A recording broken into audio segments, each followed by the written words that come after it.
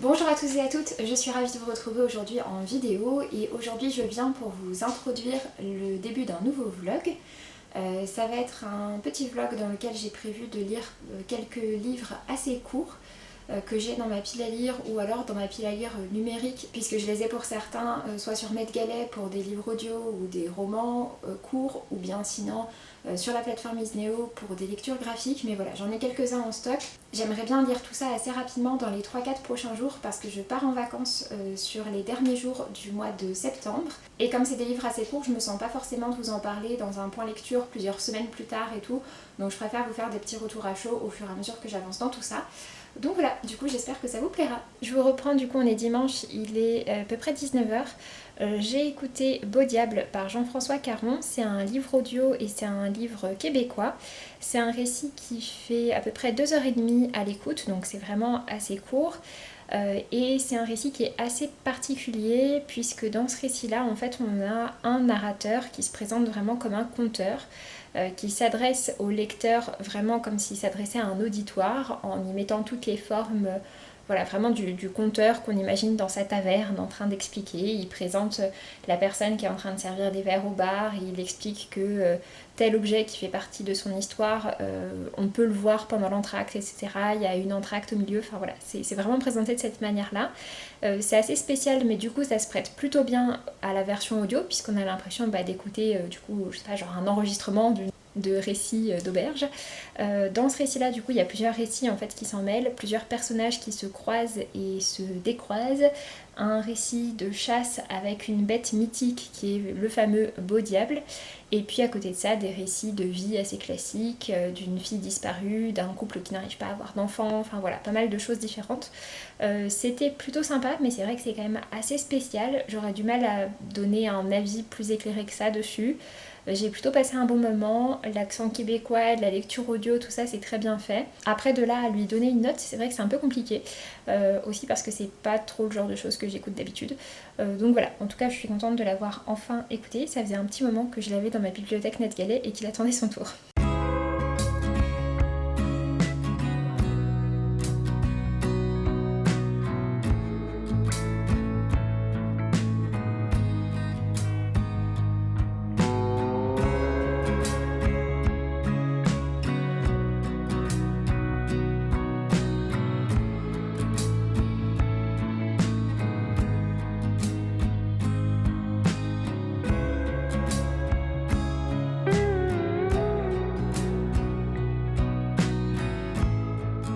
Salut, je vous reprends, on est toujours dimanche, mais il est plus tard dans la soirée. Vous avez dû voir normalement un petit extrait, ou alors il sera juste après, mais j'ai lu du coup le roman graphique qui s'appelle Silence d'amour, et c'était un titre que j'ai vraiment beaucoup apprécié. Je l'ai lu tout à l'heure, j'ai versé une petite larme sur la fin quand même. C'est un très beau récit. Au début du récit, on ne sait pas grand chose, donc j'ai pas envie de vous en dire trop. Au début du récit, tout ce qu'on sait, c'est qu'on a nos deux personnages principaux qui s'appellent Sophia et Paul, et qui étaient en couple, sauf que Sophia a disparu il y a maintenant 6 mois. Donc voilà, Paul reçoit des messages de condoléances, etc.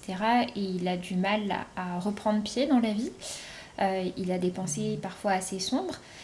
Et finalement, il va être convié par des amis de Sophia, qui sont italiens tout comme elle, à les rejoindre en Toscane. Et il va donc prendre la route, partir en Italie sur les traces finalement de Sophia. Et son voyage va ensuite l'emmener sur le Stromboli, qui est une petite île au sud de la Sicile sur laquelle il y a un volcan actif et qui est l'île d'origine en fait de Sophia. On va découvrir au fil du récit la rencontre de Sophia et Paul, leur histoire et également qu'est-ce qui s'est passé exactement. C'est un récit que j'ai beaucoup aimé, c'est un récit assez difficile qui parle vraiment de deuil, de perte, de manque, d'absence, mais c'est aussi un récit très poétique. Tous les dessins à l'intérieur sont intégralement à l'aquarelle et c'est vraiment très beau, et comme je dis, très poétique, très doux, malgré ce thème qui est franchement sombre. Donc voilà, en tout cas pour moi ça a été un petit coup de cœur, ça a vraiment été un titre que j'ai beaucoup aimé et que je vous recommande vraiment chaudement.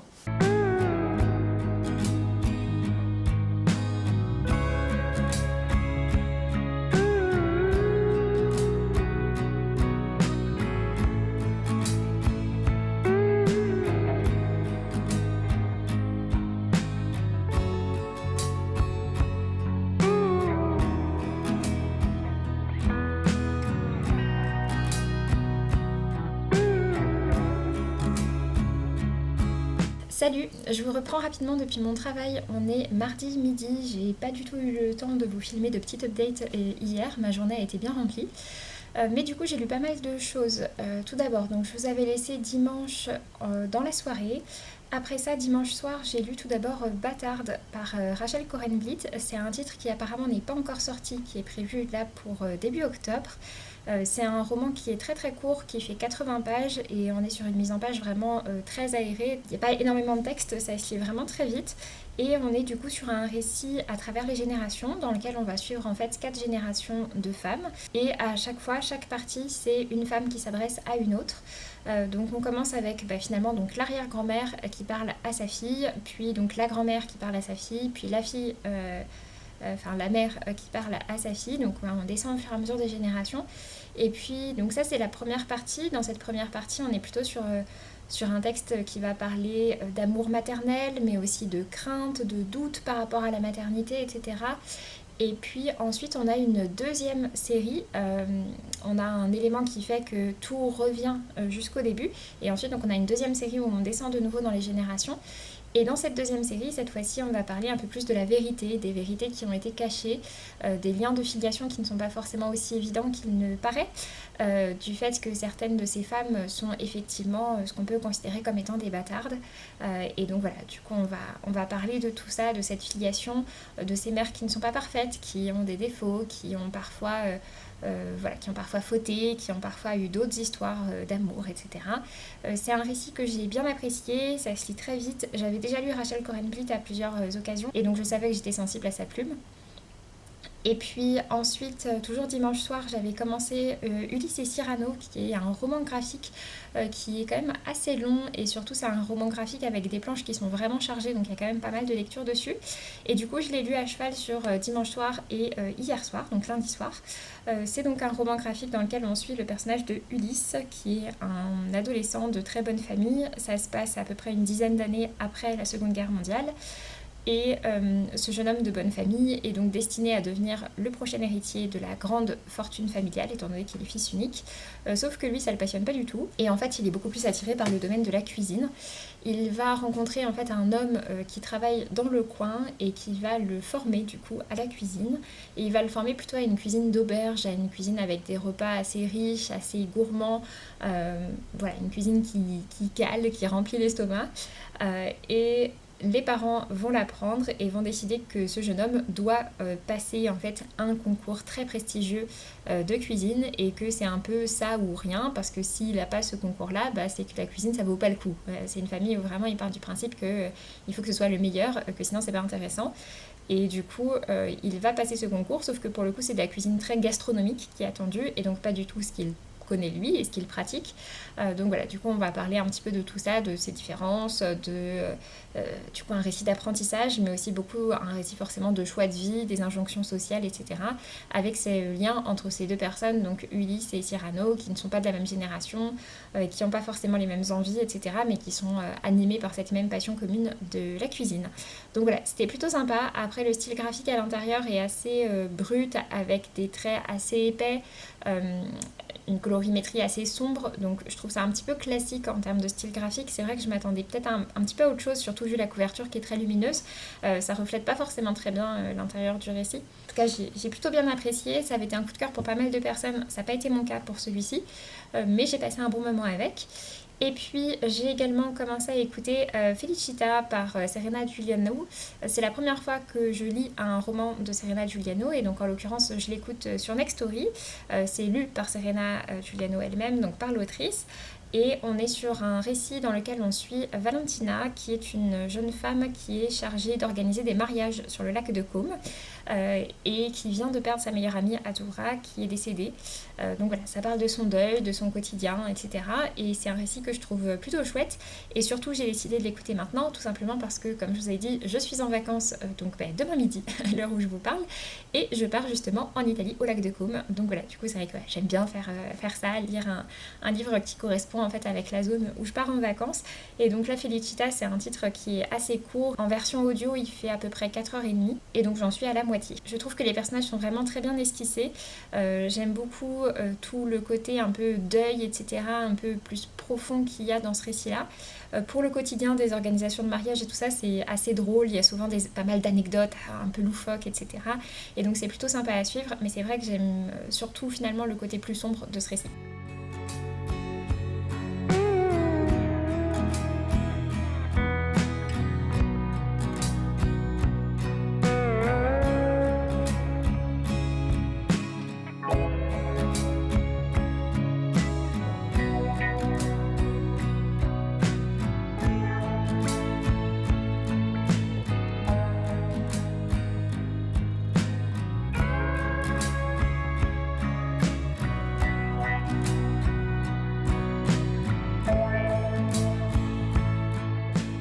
Salut, je vous reprends le lendemain des derniers plans que je vous avais filmés. Aujourd'hui on est donc mercredi, on est le 25 et je suis arrivée chez mes parents, donc en région parisienne. Donc hier j'ai lu 2 récits. Tout d'abord j'ai lu Le défi de Yaran que vous m'avez vu lire pendant ma pause déjeuner. C'est un très court récit qui fait à peu près une 50aine de pages, donc ça se lit vraiment très rapidement. Et donc c'est une nouvelle plutôt à destination jeunesse, on va dire middle grade, donc entre du jeunesse et de l'ado. Et c'est un récit qui avait été précédemment publié en fait dans un magazine. On est sur un récit de fantasy. Au départ on a le personnage de Yaran qui est donc dans une arène et qui doit faire ses preuves en tuant une bête. Sauf que cette bête finalement ça va l'interroger, ça va l'amener à se poser des questions sur un petit peu la société dans laquelle il vit et à envisager finalement de partir et de découvrir ce qu'il y a ailleurs et comment vivent les autres personnes. C'est un récit que j'ai trouvé assez intéressant et surtout sa grande force c'est que c'est très très immersif absolument tout de suite, et tant mieux parce que sur un récit qui est très court comme ça il faut que ce soit immersif pour qu'on puisse quand même rentrer dedans et avoir vraiment l'impression d'avoir lu une histoire qui était quand même intéressante et qui tenait quand même la route. Et donc là j'ai trouvé que c'était tout à fait le cas, qu'on rentrait très très vite dedans. Donc voilà, après effectivement c'est assez court, donc bon, j'aurais pas énormément de choses à vous en dire, mais c'était intéressant. Et puis ensuite j'ai lu une bande dessinée qui s'appelle À la vie, à la mer. Donc le premier tome, c'est l'histoire d'une famille, donc de 2 parents et de leurs 2 enfants, qui partent vivre sur un voilier, qui du coup navigue régulièrement, change pas mal d'endroits, etc. Et donc voilà, on a vraiment les anecdotes de vie de ces enfants, de cette famille. C'est une famille qui est assez haute en couleurs. On va dire qu'on ne s'ennuie pas avec ses enfants. Il se pose pas mal de questions, la petite fille a tout un imaginaire qui est très développé. L'adolescent, lui, il est beaucoup plus renfrogné, on comprend qu'il y a des choses qui sont un petit peu plus difficiles pour lui. Donc voilà, du coup c'était assez chouette. Les planches, c'est des planches qui sont toutes aquarellées, je trouve ça vraiment très joli. Donc voilà, j'ai trouvé ça franchement sympa. Ça n'a pas été un coup de cœur, mais c'était une lecture vraiment sympa. Donc voilà, pour les 2 livres que j'ai terminés, j'ai actuellement 2 lectures en cours. Tout d'abord, je suis toujours en train d'écouter donc Felicita. Il me reste 45 minutes d'écoute, donc vraiment il me reste quasiment rien, ce sera fini demain. Et puis j'ai lu aujourd'hui dans le train et j'ai quasiment fini, je pense que je vais le finir ce soir. J'ai lu donc Dévoreur précédé du Roi Cornu par Stéphane Plateau. C'est donc 2 récits qui sont dans l'univers du Sentier des Astres, qui est une série de fantasy publiée au Mouton Électrique, une série de fantasy à destination adulte avec un vocabulaire quand même assez soutenu, un vrai travail sur l'écriture, etc. Donc c'est vrai que c'est pas forcément la fantasy la plus accessible, mais si vous aimez justement les univers assez riches, les histoires racontées, les récits un petit peu lents, assez descriptifs, mais très très bien fait. Franchement c'est une super série que j'adore. C'est une série qui est prévue comme étant en 5 tomes. Pour l'instant il y en a 4 de publiés et le rythme de publication n'est pas très rapide. Et il y a également quelques récits compagnons qui sont globalement maintenant regroupés on va dire dans 2 poches. Tout d'abord on a donc celui-ci qui regroupe Dévoreur qui était précédemment sorti au Mouton Électrique dans un format un peu plus petit que leur grand format classique. Et puis le Roi Cornu qui pour le coup était une exclusivité. J'avais déjà lu le Dévoreur dans sa précédente version mais qui avait été publié quelque chose comme en 2016 ou 2017, peut-être 2018, enfin vraiment il y a pas mal d'années.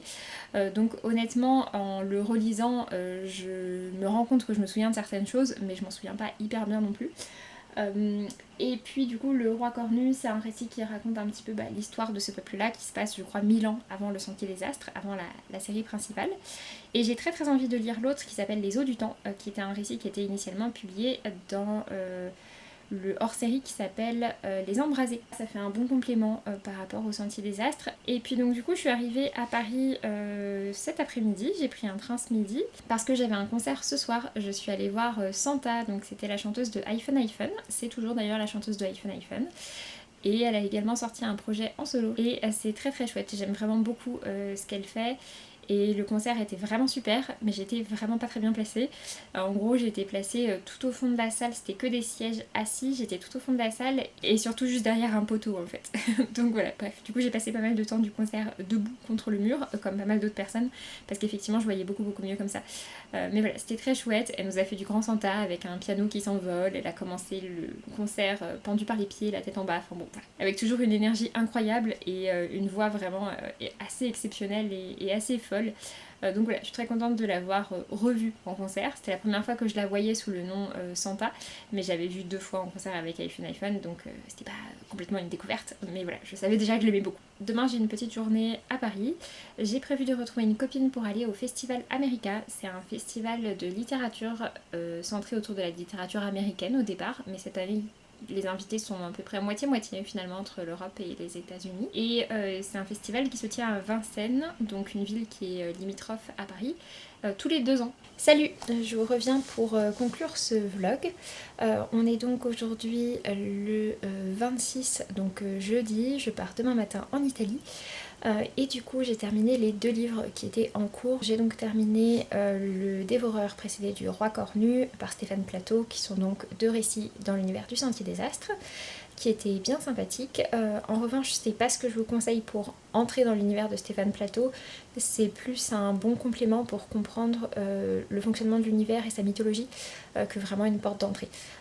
Donc voilà. Et puis j'ai également terminé Felicita par Serena Giuliano et c'était très chouette. C'est vraiment un récit qui fait passer par plein d'émotions et j'ai vraiment beaucoup aimé. C'était très touchant, il y a beaucoup d'émotions à l'intérieur, des émotions tristes forcément avec ce deuil, mais également des émotions très positives parce qu'on revient sur le passé de ces 2 femmes et qu'elles ont fait vraiment un peu les 400 coups ensemble. On a également de belles émotions avec d'autres personnages qui racontent leurs récits, etc. Et puis pas mal d'anecdotes assez drôles, assez loufoques avec les mariages qu'est en train d'organiser Valentina. Aujourd'hui, je suis donc allée au Festival America à Vincennes. J'ai retrouvé ma copine Clémence. On a écouté tout d'abord 2 conférences qui étaient faites dans le grand auditorium. La première conférence, c'était Être femme, un état d'urgence. C'était avec Claire Berest et également une autrice mexicaine dont j'ai mangé le nom, je suis vraiment désolée, qui a écrit un roman qui s'appelle Chienne de garde en français, qui avait l'air assez intéressant d'ailleurs. Et puis ensuite il y avait une deuxième conférence qui elle parlait de la figure de l'héroïne. C'était très chouette aussi, franchement les 3 romans avaient l'air vraiment sympas, mais il y en a un particulièrement qui m'a tapé dans l'œil et c'est un roman qui est écrit par Donnie Walton et que j'ai donc acheté parce que ça me faisait vraiment très envie. C'est un côté Daisy Jones and the Six et c'est un roman que j'ai pas du tout vu passer, c'est sorti aux éditions Zulma, donc j'espère qu'il me plaira. Ensuite on est allé à la rencontre qui était faite avec Nin Gorman et Marielle Lino.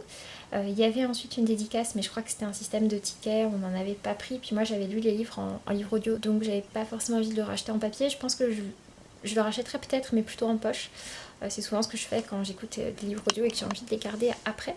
En tout cas, on est allé écouter leur rencontre, leur échange, qui a duré à peu près 1 heure, comme les autres conférences, et c'était très intéressant. Voilà, ils ont parlé de l'écriture à 4 mains, des thèmes qui étaient importants dans le récit et de pourquoi c'était important pour elles d'en parler, de la construction de leur récit, de leur lien avec les États-Unis quand même, puisque c'est le Festival America, c'est pour ça qu'elles étaient invitées.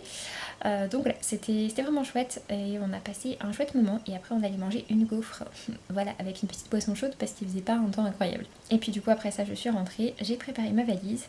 Et il est assez tard et je me lève tôt demain matin, donc on va s'arrêter là. J'espère que cette vidéo vous aura plu. N'hésitez pas à me dire si je vous ai donné envie de découvrir certains de ces titres, s'il y en a certains que vous avez déjà lus de votre côté. Et puis moi je vous laisse et je vous dis à très bientôt. Salut!